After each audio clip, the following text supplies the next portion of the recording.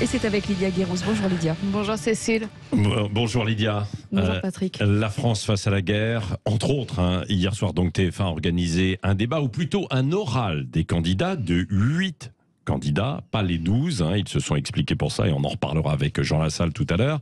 Donc un oral sur la guerre en Ukraine notamment. C'est bien ça Patrick, plus qu'un débat, c'était un grand tour avec une partie des candidats. Grand oral sur le thème fédérateur de la guerre et de la vision de chaque candidat. Mais très vite, c'est surtout devenu une succession de mini-émissions politiques en mode salamé apaisé. Pas de débat stérile, pas de confrontation inutile et factice, pas de foire d'empoigne. La politique en est pour une fois sortie grandie.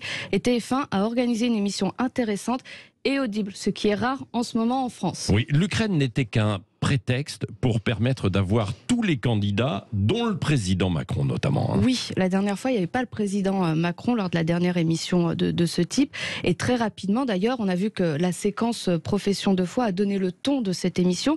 Nous étions face à une émission présidentielle de bonne facture et peut-être est-ce une façon aussi de se rattraper auprès des Français qui sont un peu frustrés de ne pas pouvoir voir un débat de premier tour avec le président candidat Macron. Vous connaissez ma position sur le sujet. Moi, j'estime, et je l'avais dit dans un précédent édito, dans une conception gaulliste, le président doit rester au-dessus des partis et n'intervenir qu'au débat du deuxième tour. D'ailleurs, aucun président sortant n'a participé à un débat de premier tour.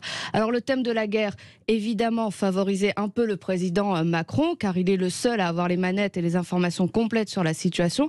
Et les peurs qui sont suscitées par cette crise en Europe ne pouvaient au final qu'aligner les candidats dans leurs réponses, les candidats dits raisonnables, ce que Macron a d'ailleurs parfaitement exploité en neutralisant presque tous les candidats avec son tous unis contre les crises. Oui, mais il y avait des exceptions. Oui, comme Jean-Luc Mélenchon notamment et Éric Zemmour qui ont développé une position de non-aligné, très gaulliste dans le fond. Mais cela n'a eu finalement que peu d'importance car on sait depuis longtemps que Macron sera au second tour. Il constitue notamment en période de crise une valeur refuge pour les Français. Et l'enjeu de ce débat était surtout de savoir, de voir qui était capable de l'affronter au deuxième tour. D'ailleurs, la dernière séquence de l'émission qui était appelée Droit de réponse a permis de jauger la capacité de synthèse des candidats sur leur programme. Et selon moi, c'était la séquence la plus intéressante parce que lorsqu'on est capable de résumer sa candidature en quelques mots, c'est que le message et la vision pour le pays sont clairs. Et je dis bien clairs et pas forcément pertinents, attention.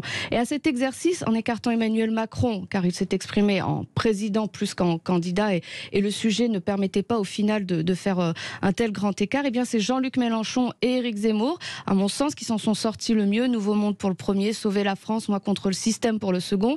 La bonne surprise a été aussi Marine Le Pen qui a déroulé du début jusqu'à la fin une séquence force tranquille qu'on ne lui connaissait pas, qui était assez frappante et réussie. Bref, c'était une belle émission politique, même si on n'en sait pas beaucoup plus, si ce n'est que Macron se retrouvera face à un des membres du trio Le Pen, Mélenchon ou Éric Zemmour, car je doute que le moi-je de Pécresse les faire monter dans les sondages et dans le cœur des Français. Bon.